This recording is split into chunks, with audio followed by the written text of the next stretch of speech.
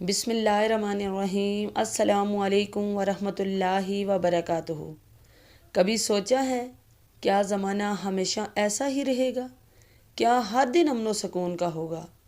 نہیں، نبی کریم صلی اللہ علیہ وآلہ وسلم نے ہمیں بہت پہلے ہی خبردار کر دیا تھا۔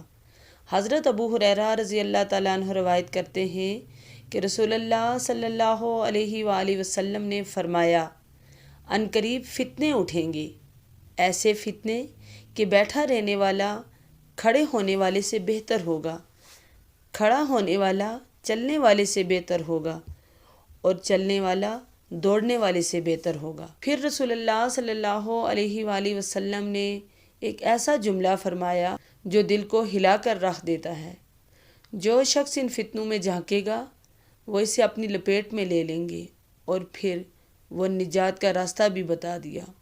جو کسی پناہ گاہ کو پا لے تو وہ وہیں پناہ لے لے۔ صحیح مسلم حدیث نمبر 2886۔